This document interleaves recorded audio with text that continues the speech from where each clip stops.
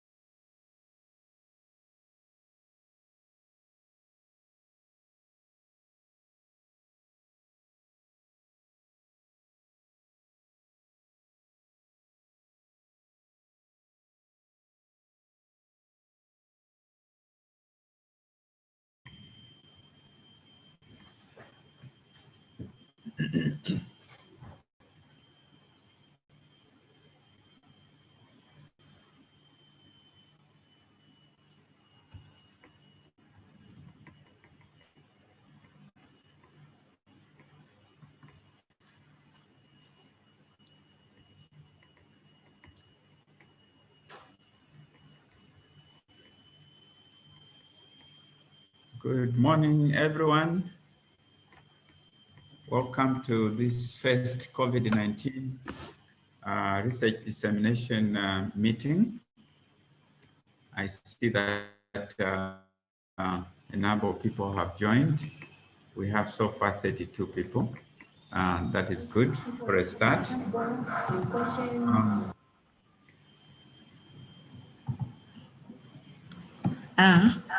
That's 10 a.m. now. Sandra, did you want to, for me to just go straight, or you go ahead according to the program? Sandra, you can start. Okay, thank you very much, Prof. Biemba. Good morning, everyone, and welcome to this first meeting of its kind. This is our monthly COVID-19 research dissemination meeting. We thought as NHRA, we needed to give a platform to dissemination of research in this very important yet life-threatening field. This meeting, like we have said, will be held monthly, and I would just like to give a bit of information about it. As we start, you will notice that in the chat box, we have an invitation to everyone to fill in the registration form. So kindly go to the chat box, find the link, and be able to fill out this registration form. It's very important for us to take note of who's here with us so that we can keep this information in all our communications. We are encouraging all participants to not just to wait for the time to ask questions, but you can utilize the chat box to ask questions, to make comments, and any form of communication that you wish to make. So kindly utilize the chat box. We have our program showing on the screen, and just briefly speaking to the program, we have just one presentation this morning. And so before we get to the presentation, we're going to have Prof. Biemba give us guidance on research, on COVID-19 research and research dissemination process. And also we also want to mention that apart from this being a monthly meeting, we will also hold ad hoc or urgent meetings just in case researchers out there have important results that need immediate action.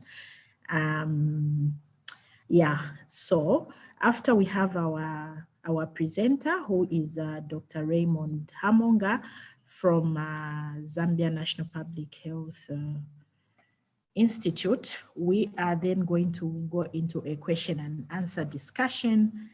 And then we also have on the panel, Dr. Abel Cavallo, who's director in the Ministry of Health, and Prof. Biemba will be also on hand. I think basically that's the overview of our program, and I'll now invite Prof. Biemba to give us guidance, and then he will invite Ray Hamonga, who's our presenter for today. So thank you very much, and all the best as we participate in this meeting. Thank you so much. Prof, I hand over to you.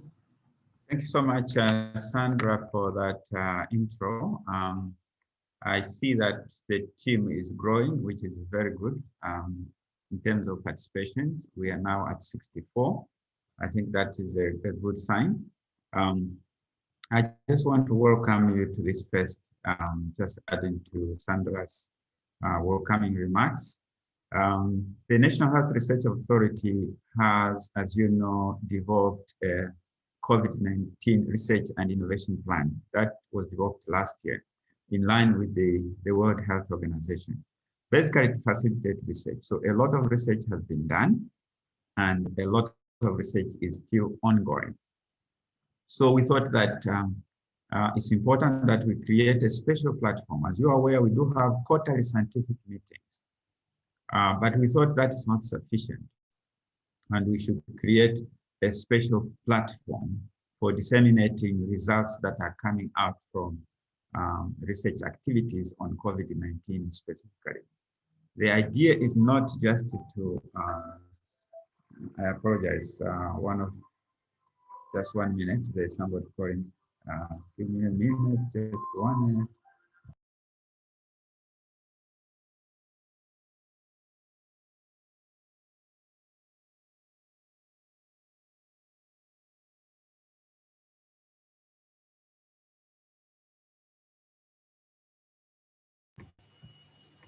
I apologize for that, but I was saying that we thought we should create a special platform to disseminate results coming from COVID-19 research activities.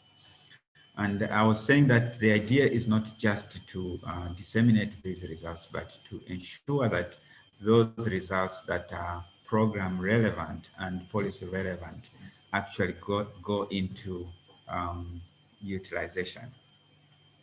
Basically, we want to link the researchers or the production of knowledge to the practitioners and the policymakers, which is basically what knowledge translation entails.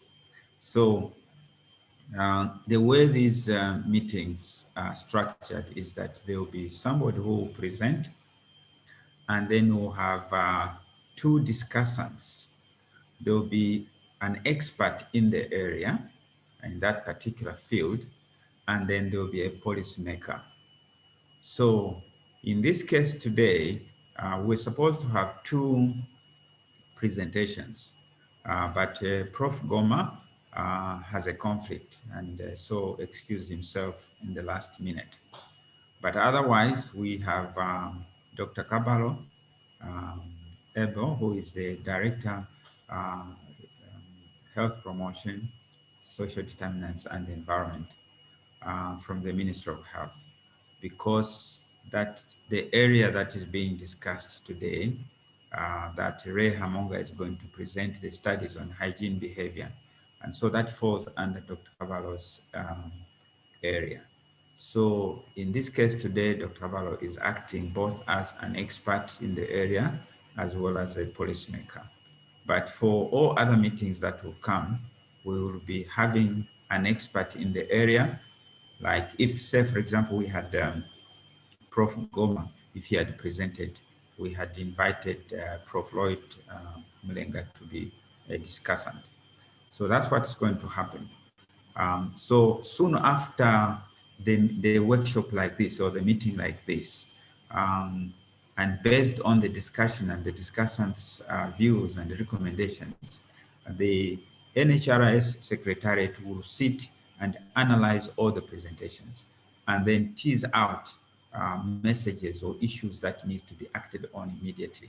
So it is not just an academic exercise. In fact, it's not an academic exercise. It's actually meant to ensure that research outputs basically form part of the Zambian response to COVID-19. That's the idea of this. So all of you, as you look at the studies that you have done, when you make the presentation, ensure that that presentation is action-oriented. We know that there are many reasons why we do studies, but in this particular case, research is part of the COVID-19 response. So with that, I would hand over back um, to Sandra, basically to invite, I don't know if I should invite Ray, but Dr. Cavallo has an engagement. So we'll make this first meeting very short. Our future meetings will also not be very long, about 1 to 1.5 hours, so that we are very succinct, we are very focused, and the idea is to be sure we disseminate. Before I end this guidance, we developed a reporting form for COVID-19 research, and that was disseminated to all the researchers. We will resend it. Please make sure that you fill in that form for on a monthly basis. At the beginning of each month, you need to fill in that form, send it to us. It's monitor the status of all the research activities on COVID-19 on a monthly basis, because then we know what is happening. We want to know the research landscape on COVID-19. So please make sure that you fill in that form when we send it to you. So Sandra, back to you to invite the speaker for today. Thank you very much, Prof. Without much ado, I would like to invite Dr. Raymond Hamonga, who's our main presenter this morning. Raymond, please go ahead. Kuta kindly drop the program so that Raymond can share his screen. Thank you so much and welcome, Raymond.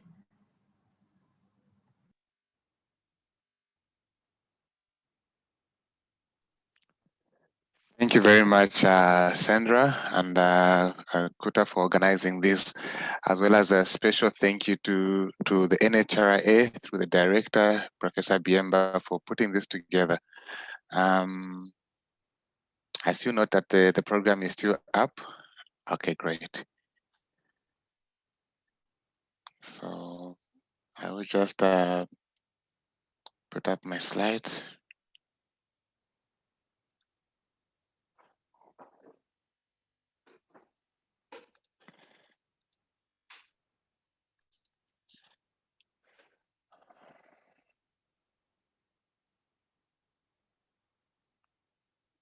Okay. Okay, I believe my slides are visible. Is that correct, Sandra? Yes, please. You may go ahead. Okay, thank you very much. Just a brief background before I get into today's presentation. The work I'm going to present, these are preliminary findings, and I've largely kept them as exploratory data analysis to make them more, I think, to get a snippet of where we are at with this work on hygiene behavior change in response to COVID-19 in Zambia. This is work in progress, but as required by the scientific approval that we are granted to conduct this research, we are supposed to provide updates to the NHRA on where we are at and some of the findings. And we feel this was a great opportunity for us to just highlight where we've gone through with our work and present this to the scientific community. We will be following up, obviously, with a more detailed write-up and a scientific paper out of this work. And what we are going to present today is just a couple of slides highlighting some of the findings from the preliminary data analysis and exploratory data analysis from the study. So we all know very well that Zambia's response to COVID-19 is largely entrenched in communities adhering to COVID-19 behaviors. And I'm glad we have Director Cavallo today, because risk communication and community engagement will remain the ultimate resource we have to win the battle on COVID-19. Aside from the communities adhering to what we are advocating as health practitioners, this battle will be lost. And specifically, Zambia has engaged and looked at the 5 golden rules to COVID-19, to preventing COVID-19. One being the wearing of face masks correctly and consistently, maintaining physical distance, being able to wash your hands frequently with soap and water, avoiding crowded places and staying home. And lastly, the issue of seeking medical attention quite early. So for today, I'll just speak a little bit about the first 3, that is face masking and maybe physical distancing and also washing hands frequently. So for this work, this was purposive sampling. We looked at 6 districts, 6/7 because we did combine Kazungula and Livingstone, but the others being Mwandi districts, Kazungula and Livingstone, Lusaka, Mwense, Monze, and Sanfia. So these were purposely sampled districts because we know that there are a number of organizations which are offering wash services in this. Key to note here is WaterAid has provided a lot of work in these areas, and therefore we decided to look at what are the impacts of those hygiene behavior strategies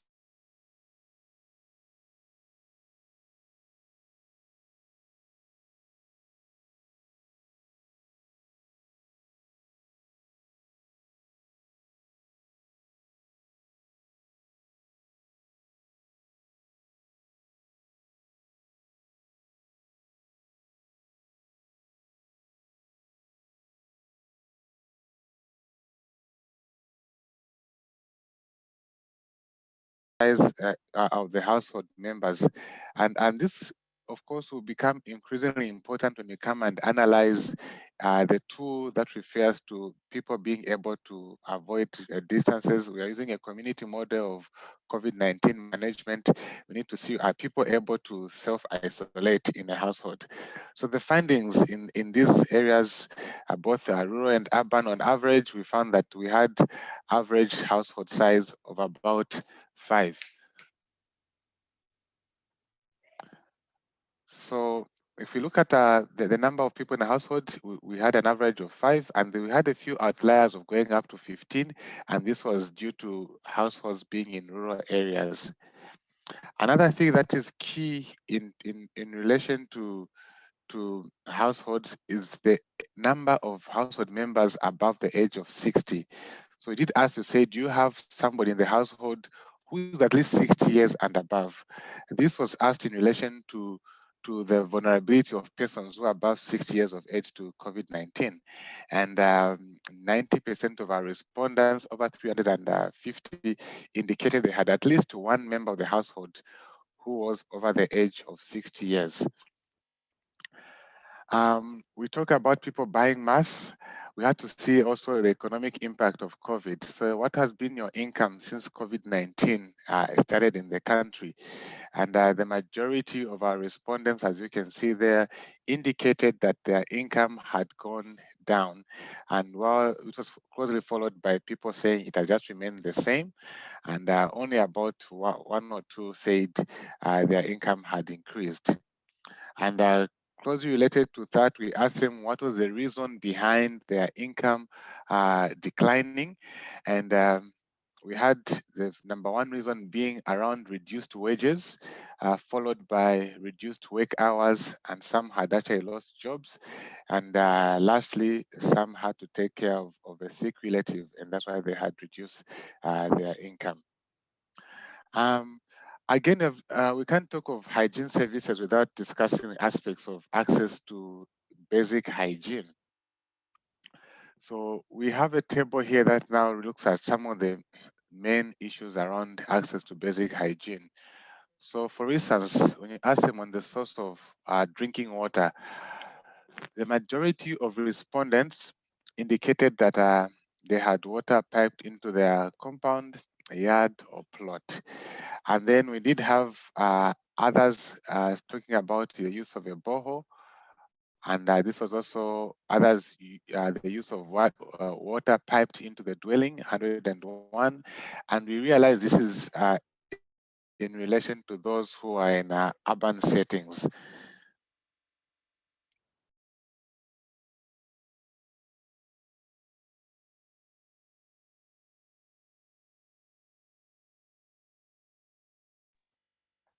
Additionally, what we'd like to do again, and perhaps if we get the opportunity to present this, is to split this into urban versus rural population. But we can tell that from the rural demographics, unprotected dark well was the number one, was equally at the same par as using water from surface water, that is a river, stream, or a dam, and also for those who and also the use of water from a neighbor. Whereas in the urban settings, we look at the main sources of water for drinking coming from a piped into the compound or into an indwelling place. So the next slide is a representation of the same demographics. I'll skip this one over as a source of drinking water. And then we also looked at the type of toilets that were people were using in these areas. We had the flush toilet being the majority, and this is being influenced by the urban population. And we also had in the rural areas a latrine with a slab and latrine without a slab, respectively. And we had a small number as well reporting using the bush for use of a toilet, and also a smaller number, around 25, which were using a flush to open drainage. Aside from that, we talked about now the frequency of toilet cleaning since the outbreak, the outbreak of coronavirus. We found most of the respondents indicated that they had increased their frequency of cleaning their toilets, followed by those who said it had remained the same. As I'm winding down, I'll briefly talk about hand washing with soap. From our respondents, when you asked to say, does the hand wash area, where do you use for hand washing? The majority was that they use a tap, followed by a bucket and a basin, and also a non-specific area. And this could just be a basin, or someone says, I don't really have a designated place where we can hand wash, for instance. And then in terms of availability of hand washing facilities, now remember this was both quantitative, and we also had a qualitative where our enumerators had to go and observe whether these things are available. It was encouraging to find that there was indeed, the majority had available facilities for hand washing, and others, of course, unfortunately did not have that. But when it comes to availability of water, there was a significant difference between those facilities that had water running despite being there and those not having water at all. So availability of water was quite present. But and equally encouraging was that the availability of soap was also, in terms of the response, indicated that it is there. They did have soap available for them to hand wash. In terms of current practices, we looked at how much time, for instance, do you spend to wash your hands? And we do realize that for someone to properly wash their hands, they need to spend a minimum of at least 60 seconds to 90 seconds to properly wash their hands. But people, in terms of self-reporting, in terms of how much time they spent washing their hands, the majority spent just about 10 seconds in washing their hands. And that also has repercussion with ones being able to properly wash their hands. And want to triangulate that with the availability of soap and also other factors in relation to hygiene behaviors. And when you did ask to say what is the frequency of hand washing with soap ever since COVID, everybody did indicate that their frequency had increased, with a few saying it had remained the same, and a few others saying it had decreased. And we also did ask them to say, what is the situation when you do leave the home to go, do you wash your hands when you're in different places? And they indicated that yes, was the highest number of respondents, with those others saying just a few times and others no. And we also said, have you noticed an increase in availability of soap and hand washing facilities when you go out, for instance, to the clinic, to schools, to shopping malls, or to communities? And and the majority reported that they've seen an increase of hand washing facilities, which is again is good and commensurate with some of the policy guidance that have been put in place to have these facilities available. We can't ignore the aspects of barriers to hand washing. If we did, when we asked the respondents whether they had any barriers to hand washing, the majority said they didn't have any barrier, they didn't have any challenges with hand washing. But as you see in the next couple of slides, this was again proved, the opposite proved to be true. For instance, when you did ask, apologies for the titling of the table, it should be referring to why do you not hand wash? Despite the previous slide indicating that few people had barriers, a total of 148 indicated that soap is a main barrier to hand washing, and therefore they were saying soap is expensive. And this was followed by people saying they forget to wash their hands, and then others saying soap is not available to purchase. And the same information put in a graphical way, when you ask them to say, now, what is the most important or common reason for you not hand washing with soap? The majority of respondents indicated that it was because soap is expensive. And maybe some of the things that we may have to look at is to ensure or implore hygiene and soap makers maybe to repackage some of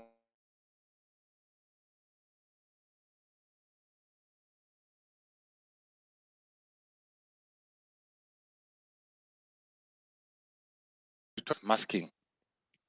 And here we did, we found something that was quite intriguing. When we asked communities to say, do you know how to wear a mask? Surprisingly, the majority of people indicated that they do not know how to wear a mask correctly. And this is something that could have been, that is, I think, currently overlooked with regards to the messaging around masking. We've spoken about people being able to mask, but we've not really spent time and maybe done messaging around how exactly should you wear a mask correctly. And interestingly, when we did ask to say, do you have a mask? The majority of people did say they did have a mask, despite them not being able to know how to wear it correctly. And this is seen evidently if you go in any meeting and people are wearing masks, despite having them, most will still have them with their nose popping out, or in terms of wearing a mask, also includes the frequency at which you change it. Is it once it is wet, sanitizing after taking off a mask? All that relates to you knowing how to use a mask correctly. And so surprisingly or not surprisingly, people say they did not know how to wear a mask, but they indicated they did have a mask. And we asked them if they would wear a mask in public. Again, we found that nearly 50-50 said yes and others said no. So others said they did not wear a mask, others said they did wear a mask. We shied away from the question that I think those can be classified as those who do not know public.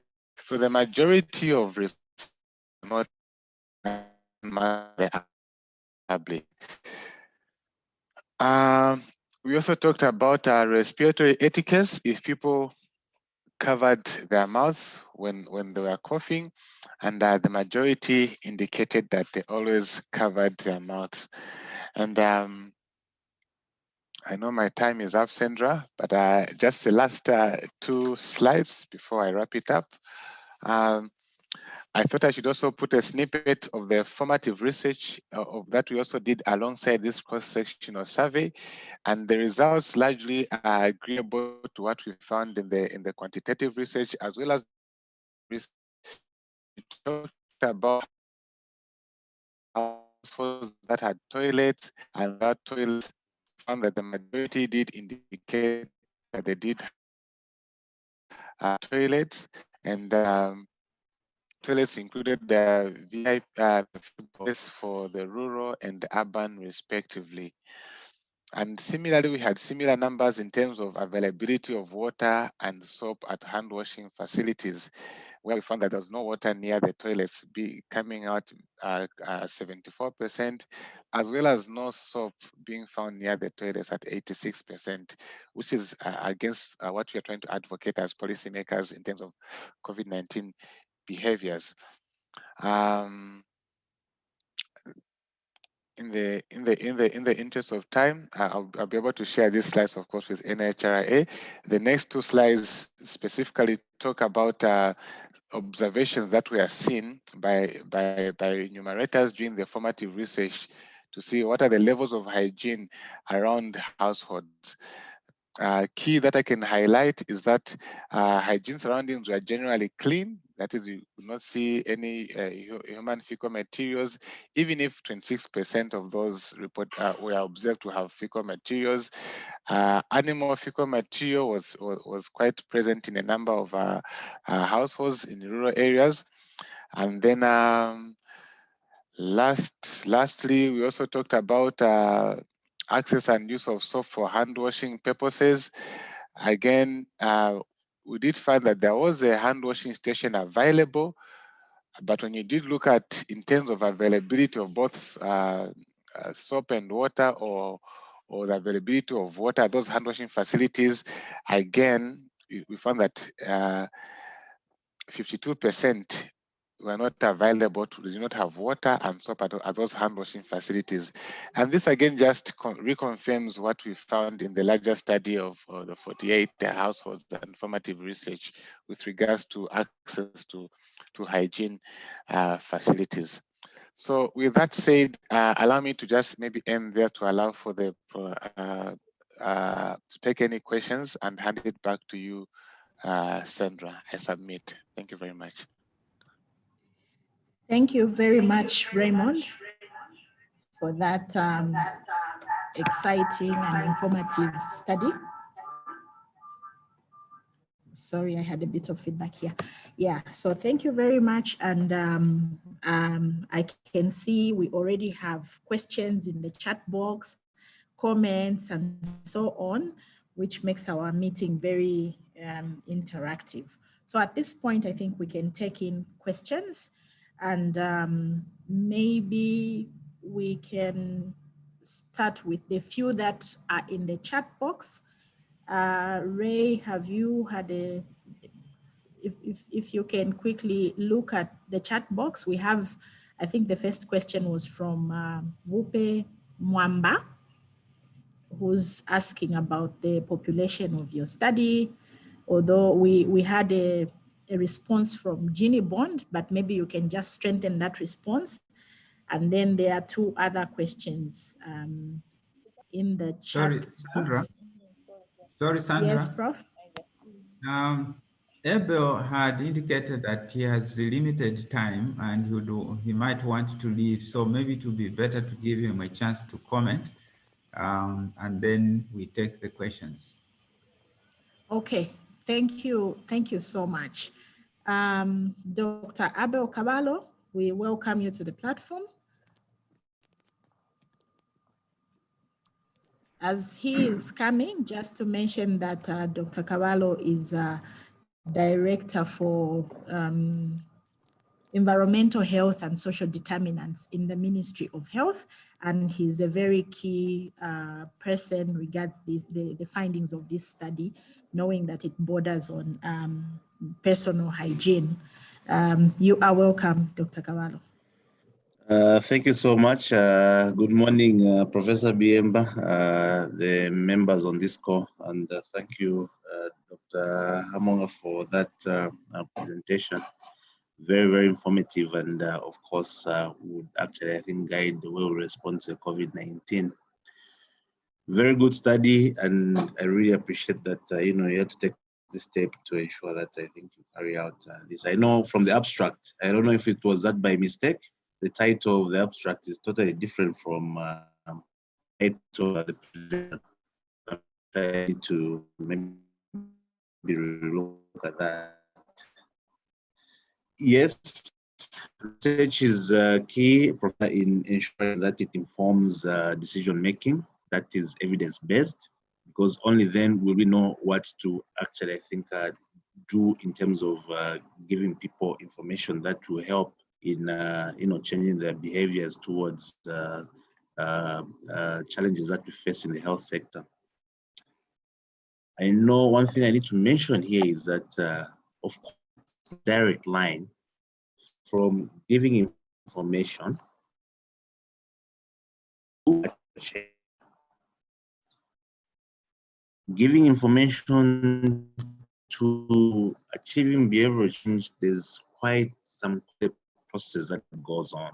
And one of the scholars has called that process ideation.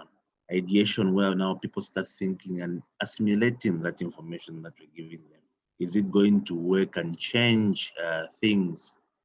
Looking at how they've been living in the past, I think we need to understand that.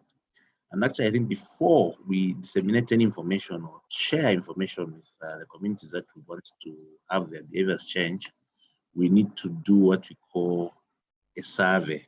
Such studies actually, I think, are very, very key and important to help us. What kind of message now do we give to our people?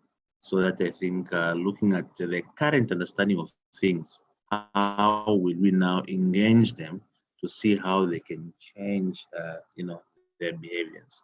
Of course, we need to look at the norms that they live in, their cultural, behaviors, their social orientation. I think that is very, very key. And these pieces of information that are being brought on critical in us to craft and strategize, craft messages, and come up with good strategies that will help us achieve the change that we hope to achieve. For example, if people are not washing hands, and all of a sudden we say, okay, we are going to start washing hands, and we can already see from the study that as we even engage, looking at the behaviors that people have, we need to also bring in what we call enablers. From the study, I picked on one issue, and the issue of washing hands and availability of soap. So we can go in with messages to like say, okay, let you wash your hands with clean water and soap. But you find that,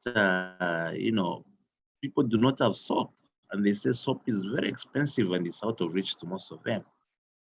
So now the question is, we need to find out, based on their normal practices, what is it that they use to ensure that, I think, whatever they're using, maybe their utensils, their hands, or when they have a shower or have a bath, what is it that they use to ensure that they are clean?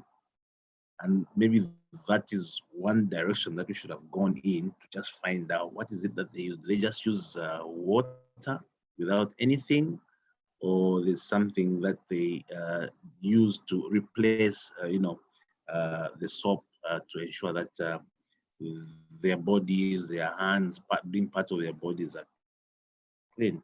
Their plates, for example, their utensils, their cooking utensils are clean. What is it that they use? I think that could have actually, I think, informed us and helped us to say and use. I know of some practices whereby I think just a simple ash from the charcoal is actually, I think, very effective to ensure that I think we put hands. That's just one example that I've picked out. Of course, the research has also brought out, key components. For example, you could give enablers, okay? But if you bring in enablers without proper communication and understanding the background where people are coming from, you introduce new things. And in this case, I'm talking about the masks that we've introduced in response to, COVID-19. Masks are not a norm that everyone actually, I think, uses out there. Of course, maybe in the Muslim world and in China, in Eastern Asia, we can say, okay, those ones have been using that for quite a long time because of, outbreak of flus that, they tend to like experience. But in our case, I think this is the first time that we've really advocated for masking up. And we've put that masking up as one of our golden rules. And then we say, mask up or you die. So we need to give a lot more information, understand why people not able to mask up the proper way that we want to, want them to mask up? Is it because we haven't given them enough information to to to to to to, to, to use so that I think they mask up the proper way? Or is it because they're uncomfortable with the mask and they've got difficulties in breathing when masked up and they feel suffocated? I think we need to go deeper into that and then find out exactly why are people not masking up properly. I know even medical practitioners who know exactly how to mask up. You find that they're chinning up or they've got their masks in their pockets. So what is it that is there? And we also need to ensure that we do not just throw in messages that are really blanket in nature, whereby you say you mask up everywhere. And I've seen this happen whereby, because messages are really blanket in nature, you find that people, even when they're alone doing exercises, they've masked up. And then you tend to wonder, when you are exercising, you require a certain amount of oxygen to come in. The demand for oxygen actually increases. Now, if you're alone exercising and then you masked up, are you doing yourself, good? Not at all. I think we need to bring out those other things as we introduce some of these messages, and as we introduce some of these interventions, they will have to basically, I think, fall in and ensure that I think we understand what are the normal practices that people have and how do we now move them from these embedded norms that they have to a changed kind of behavior. So I think that is very, very important. So as I mentioned initially, behavioral change, okay, social behavioral change is not a straight line whereby you give a message today and tomorrow you see the message, you see the change that you expect. No, it's a complicated process, and we call this process ideation. People tend to now gauge, is what this are telling us going to work, and with time, repeated messaging, that's when we can basically see some change coming in. And as I've mentioned, these pieces of research are very critical to inform how we now craft our messages and how we ensure that as we craft the messages, there's enablers that are already in place. For example, if we say you wash your hands with clean water, you have to ensure that clean water is definitely, I think, there. So maybe basically what I wanted to also just find out from the research team was in which groups of these people, I don't know if you categorize them in the socioeconomic status. I saw that you tried to do that by finding out who uses water from the well, who uses water from, who uses a pit latrine, who uses a flushable toilet. I think that tends to gauge these people into their socioeconomic, stratas. So if maybe you could maybe add more meat on that to just show who amongst these groups did we see some good change or some semblance of them knowing what to do, and they were there and they were actually doing exactly what we are preaching in our messaging. I think that is very, very critical. What I've noted again from this research is that messages definitely have reached and people have the information, such that I think maybe that confounder of having people responding according to what they've heard, I think we need to see how do we now, deal with it, and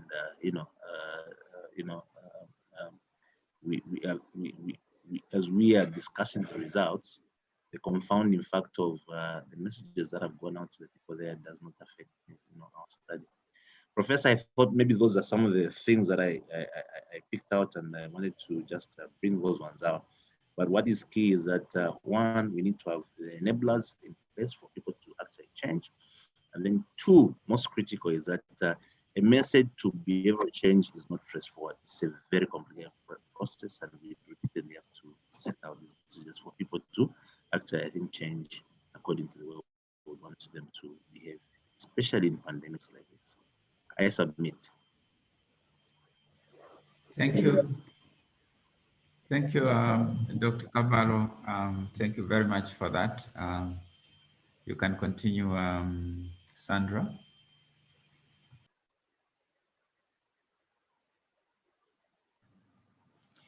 I see Thank you.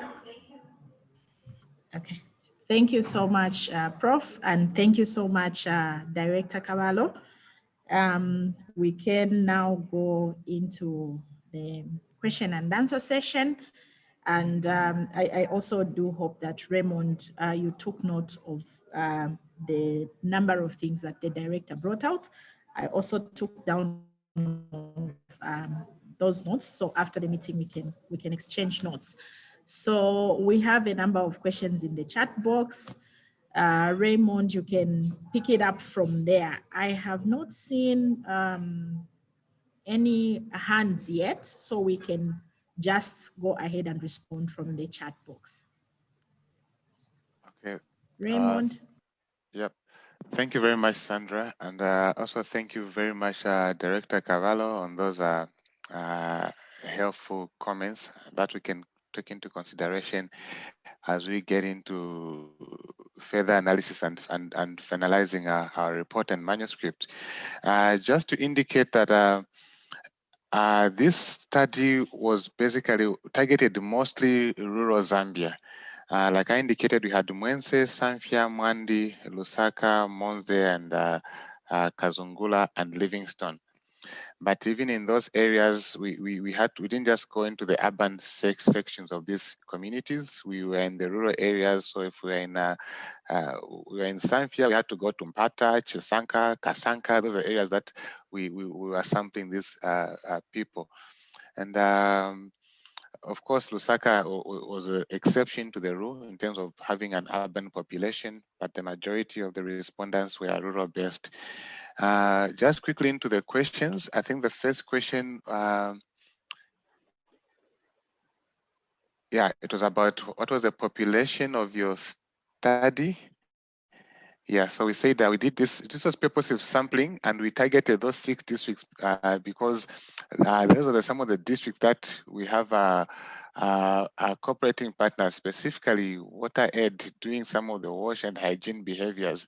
And we thought if we can target these areas where waste messaging has been prevalent even before COVID-19 became an issue, we can have a better understanding of what is really the social norm in the area. So we had 6 districts, and then we had various categories of the study. We had a household survey, we had 4 key informant interviews, and then also targeted interviews. But for the household survey, we had 400 households being interviewed across the 6 districts. That should be the question to Bupi, and thank you, Jeannie, for that response. And then was there any rationale for selecting the districts? So I just indicated we targeted the districts that had the presence of community wash activities being implemented. Japheth asked about, I wanted to find out if the bias due to people hoping soap would be provided to them was controlled for. And again, okay, yeah. So in terms of yeah, that's always a lingering factor when you talk about people thinking if you ask, do you have soap, and therefore maybe I'm going to provide soap. So from the quantitative aspects, there's little that we could do, but we answered that by observing results from the formative research. For instance, is there a presence of soap in the household? And the indications were more or less the same, in that the formative research found that most households generally either had just one piece of soap that had to be used all around, and that too highlighted to the luxury that we take for granted of having soap in our households for hand washing, that it is not as such in these households, especially the rural communities. And the next question was about if we encountered people who say they didn't use the mask because they have some health conditions. So we didn't ask specifically for that question, and maybe that's something that you may have to take up in further studies. Generally, people just said, do you have a mask Yes. Do you wear it? No. So people didn't really bring out the aspects of health as a barrier to not wearing a mask. Um, Gabriel asked about any attempt to get a rationale of wearing the mask selectively. Did the participants know why they were using the mask? So generally, I think the messaging as indicated by Director Cavallo of people being asked to wear a mask has reached the communities. People know they need to wear a mask. But like you rightly put it, the rationale, why should you wear a mask? Of course, is we talk about the presence of COVID. But why people continuously are not putting on those masks, I think also too comes down to the messaging, the enablers, as was highlighted. Why should you wear a mask? When we asked them to, for instance, in the formative research, name 3 people whom you feel would motivate you to wear a mask, and are those people wearing the mask consistently? Unfortunately, the results were indicating that the people who should motivate or should be the role models are not seen to really taking a key interest or taking a hard drive into putting on masks for the communities to follow suit. Um, the next question is around I had strong themes with sanitation and mask wearing. As others have observed, what is community response to wearing masks and wearing correctly? Also, given most respondents lost income, what does that mean for food security and access to other social amenities? So that is something that I cannot outrightly answer here in terms of the impacts on other aspects of social amenities and access to those things. But I think we can triangulate from our data by cross-checking those who've reported uh, a loss of income and subsetting that and seeing whether that has translated to inability to acquire things like soap, and also what is the general levels of income in those households. So a socioeconomic analysis, we didn't get much into that. We kind of focused on behaviors towards COVID-19 with the aim in mind, remember, was that we wanted to see whether it would be possible to inform the messaging before we get into the next round of messaging for COVID-19 to see what can be added or changed as we develop the messaging for these communities. The next question I think was to Director Cavallo, who said with COVID-19, the enablers are based on the risk of contracting the disease. It was not a problem to implement change because of the magnitude of the impact of COVID-19. Is there in your study, is there a measure on whether or how long some of the good hygiene behaviors will be sustained? Japhet, sorry if I can pause. Japhet, would you like to elaborate on that question?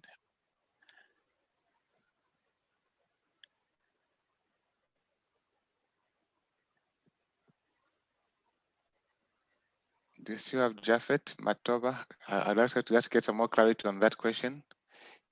Is there a measure on whether or how long some of the good hygiene behaviors will be sustained?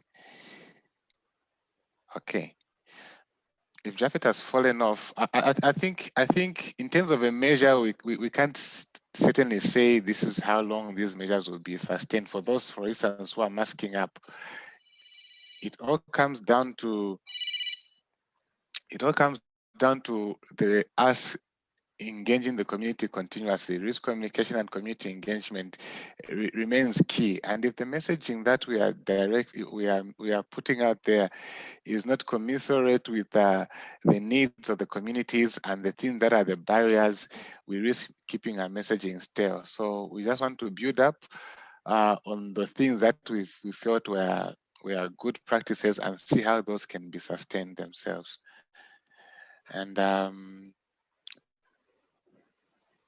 I think the last question was about what were the knowledge levels for the participants, in this case on COVID-19, and knowledge of the preventive measures put in place. So in terms of knowledge, levels of the participants. I can do a follow-up to you, Gabriel, also the data knowledge to me. I can have that on the side chat and maybe give you some further analysis of the data in terms of people who knew what masking up, people who knew what COVID-19 is, people who knew what are the respiratory etiquettes. So those were kind of leaked kind of questions, and that is still data being analyzed, and I did not present it for today. I don't know, Sandra, if I've missed out any. Okay. I think you have addressed all the questions that we had. We Oh, there's still one more about the toilets. Since you said the majority of respondents had toilets, are you telling us the people of Mwenses, Sanfia have flushable toilets? Obviously, no. So this is, again, like I said, the majority. This is a combination of urban and rural respondents. So we can subset and give details of those using flushable toilets and those using pit latrines and maybe advanced pit latrines. Okay. Okay. Thanks, Raymond. I also had a question for you. Would you kindly take us back to the slide that was talking about access to water or availability of water? There was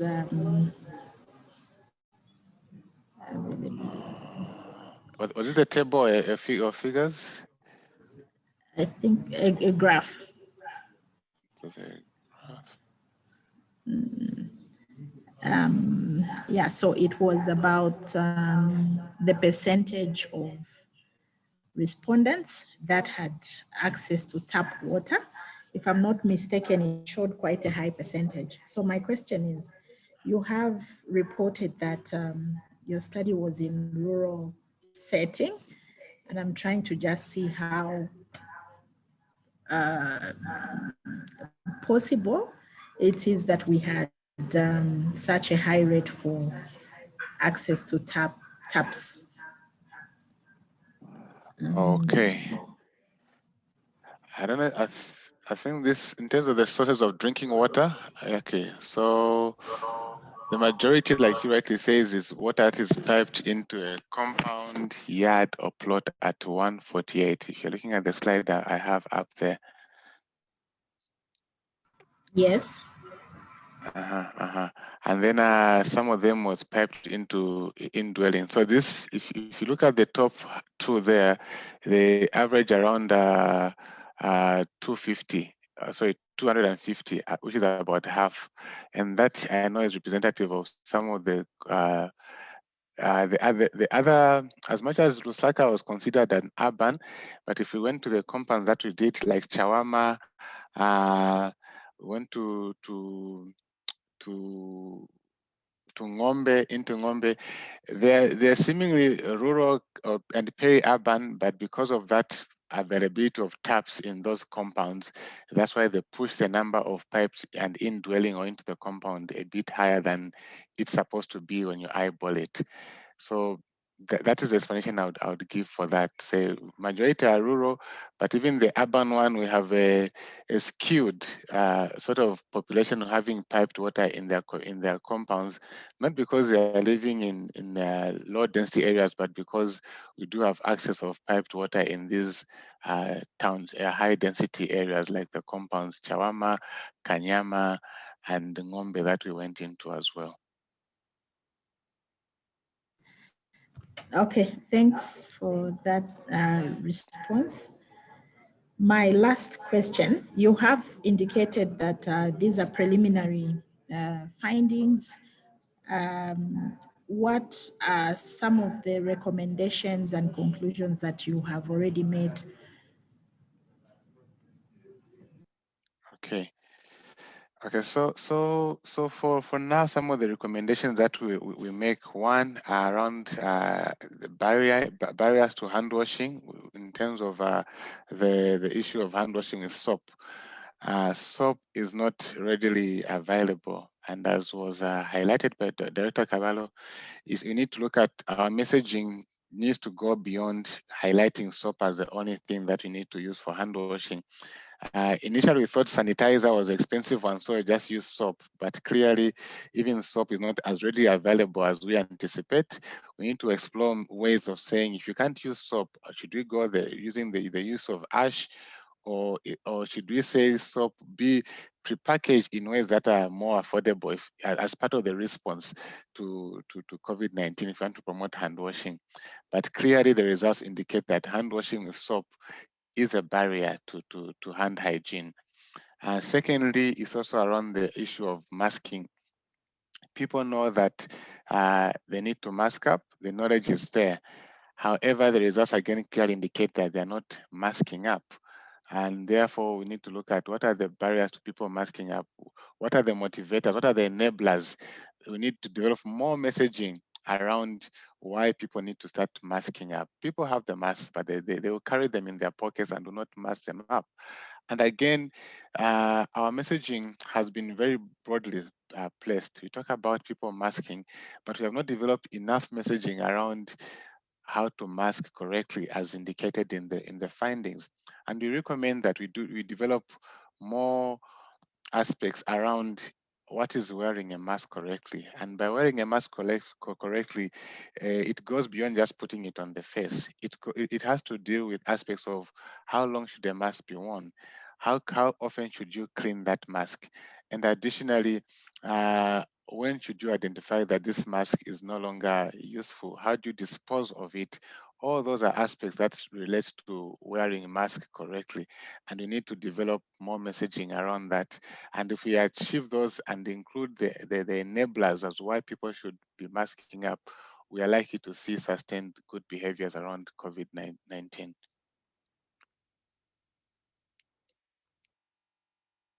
I submit, Sandra, and like I said, the other aspects that maybe we'll be able to present on in our part two, we'll now look at the other aspects of issues to do with physical distancing, the feasibility of doing that, so that we can still continually speak to those messages that we say we are engaged in a community model.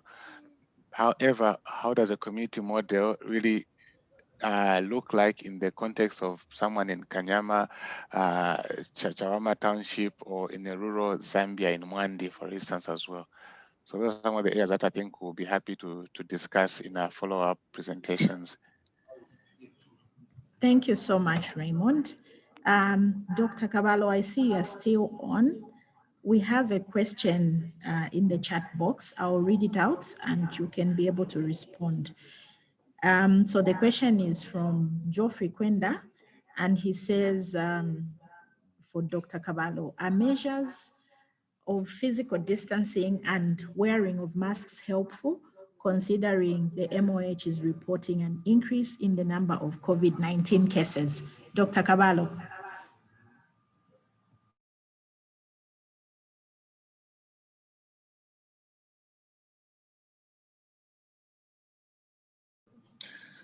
Thank you so much. I think this will be my last comment. I was also seeing a comment from, is it Wupe Mwamba? Enablers, things that will help people, change their behaviors. So that when you tell them to, like, say, wash with soap and water, provide soap and ensure that I think the soap is available.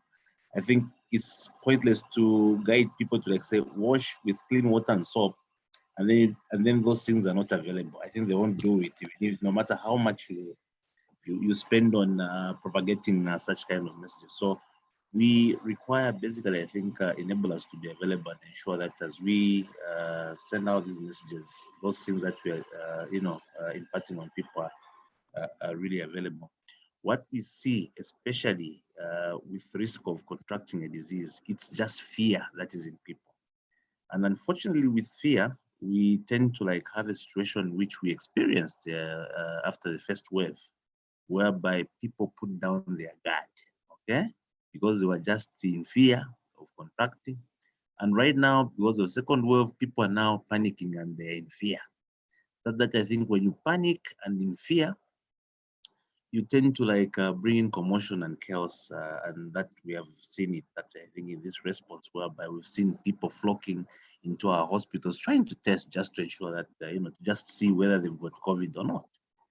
But of course, if we continued at the pace where we were in the first wave, whereby messages are continuously going out there, messages are being, and we see a change in people's behaviors, personal introspection, personal change, whereby everyone knows to I need to wear a mask when I find myself in a crowded place. I need to ensure that I wash my hands. You know, people put their guard down, and we anticipated this, especially during our festive season. We saw what was going on, parties everywhere, and that's where actually I think we've been hit so hard by this second wave, because we had actually I think this come through.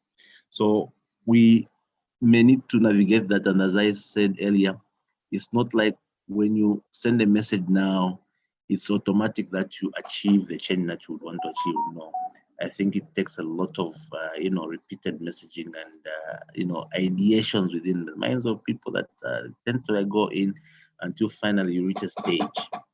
I hope that now people who realize actually really needed to ensure that they continue at some pace, and we are not only going to benefit from this behavioral change because we're going to help contain COVID. Several other illnesses are going to be contained. For example, pneumonias that we normally experience, diarrheal diseases that we normally experience, because those are communicable diseases, contact diseases.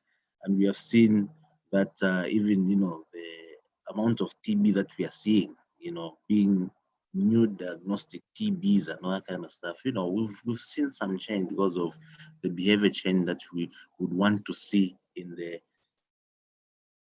area of health, whereby people take good personal responsibility of themselves. If we instill fear in them, they'll do it.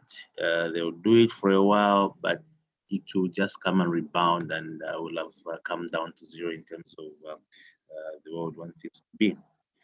On the issue of distancing, yes, evidence shows that masking up, social distancing, hand hygiene those are critical. Those are critical behaviors that we basically, I think, would make us win this war against most of these communicable diseases, including COVID-19. And I would like to take this opportunity to thank Professor Biemba, your team, Dr. Monga for the presentation. I think this is an insightful and timely research, which will definitely, I think, be used to inform our next stages in terms of our messaging. I beg to drop off now, and I thank you for the opportunity that was accorded. So, Dr. Caballo, before you drop off, just to thank you, I'm most sincerely sorry to break in. Thank you so much. We really appreciate that guidance. We'll be coming back to you to see how best we pick some of the messages from this study for use. Thank you so much. Thank you so much. Yeah, thanks again for the great feedback from the director. Looking at time, we will be closing shortly, but we have two more questions in the chat box. Ray, are you able to just pick those and respond? And I would like to urge our audience that at this point we can stop asking questions so that we can give time to Raymond to respond, and then Prof. Biemba will come in with some closing words. So Raymond, please take it up. I think I saw two. Is that from Dr. Chava and Douglas, is that right? Yes, there's also another one by Musonda Simwinga, Dr. Musonda Simwinga. It was before those two. Okay. Yes. Okay. All right. So Dr. Musonda Simwinga. Oh, okay. Yeah. Do you think do you think the new wave will change some of these behaviors? So yes, of course, every time we do get high cases, it's been proven scientifically that fear tends to be tends to influence behavioral change as well. Yeah, so some of this behavior may change, especially when the numbers go up. We tend to see some adherence to public health measures, but as we've seen, even after the first and the second wave, people tend to drop the guard down once they feel that the numbers are seemingly going down. And therefore, the aim is to see at messaging that will ensure sustained response and adherence to these behaviors, and at the same time, messaging that is dynamic and adaptable to the current findings, the current situation and epidemiology of the disease. The next one was about that's one from Dr. Chava. What was the main source of information about masking for the respondents, especially those in rural areas? I imagine the question is referring to who taught them how to mask up or why they should mask up. If not, in terms of the respondents themselves, of course, the data was obtained through face-to-face interviews. But in terms of messaging for why they should mask up and where from, the main source has been the Ministry of Health through its various platforms. Ladies and gentlemen. Through the various platforms that I use for dissemination, either through community radio stations and also health messages from the health facilities. I'm happy taking a follow-up question if I didn't understand the question. And then the last one was about, was this study specifically based on household practices, or it also involved practices at public places like shops? And if public places were involved, is availability of soap a barrier at public places level? So the study, the results that we looked at were specifically at a household level. What we did at a community level was the holding of key informant interviews and focused group discussions with clinics, schools, and home of the aged and the points of entry. So we didn't look at public places in terms of SOAP to interview them whether they have these facilities or not. So this was done mainly at household level. And then they were just asked to say, when you do go out, do you find facilities to hand wash? And that's what the responses and analysis were based on. The last one,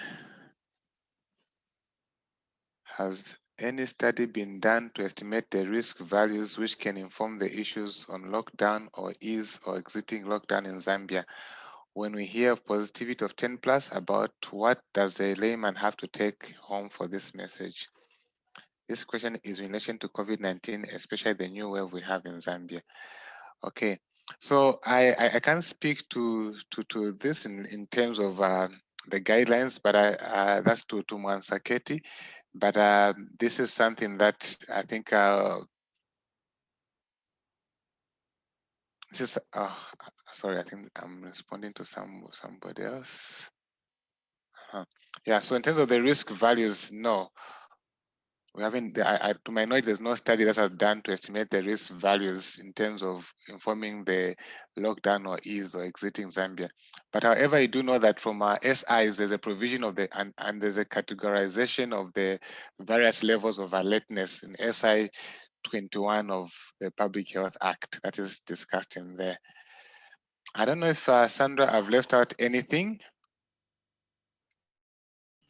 It looks like you have picked all the questions.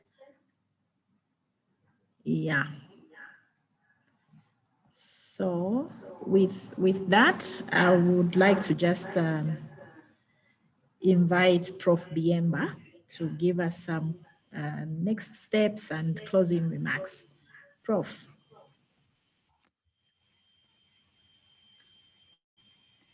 Thank you so much, Sandra, and thank you so much, everyone, for your contributions. This has been very, very interactive. I need to put an apology that there were a number of people that wanted to join, and I received a number of messages that they were not able to join because we reached 100. And we have two accounts. One can accommodate 1,000 people, and I think we made a mistake. We used the 100, the one that takes in 100 people. But we were able to work around it, and there were some people that joined on another account. They were only able to listen. They could not contribute. But the next meeting, we'll use the correct account that accommodates 1,000 people. So we should be able to accommodate everyone that needs to join. Thank you so much. So in terms of way forward, like I said, we'll basically analyze this information. We'll engage Ray, who I need to pay special tribute. Thanks very much, Ray. This was very insightful. We thank you very much for this, and we'll be working with you to basically look at the data and see what we can get from there for messaging and with the help of Dr. Cavallo. So thank you very much. Without much ado, I don't want to delay you anymore. Thank you so much, everyone. And feel free to still get in touch with Sandra and Kuta to arrange for your presentation. Thank you very much. We'll end here.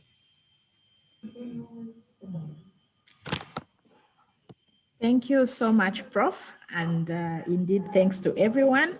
Just a small, quick announcement. There was a question about how often and when exactly these meetings will be happening. So these will be monthly meetings, and we hope to be taking them every last Wednesday of the month at exactly 10 hours. We will also be having agent or ad hoc meetings depending on interest from you, the research community. So that is how these meetings will be held. And just a quick reminder for those that joined late and may have missed the message in the chat box, we are encouraging everyone to fill in the registration form. There's a link provided in the chat box, and kindly just fill it in, and we'll be happy to have a database with correct information. Thank you very much to everyone, and it's bye for now. Thank you. Thank you. Bye. Bye-bye.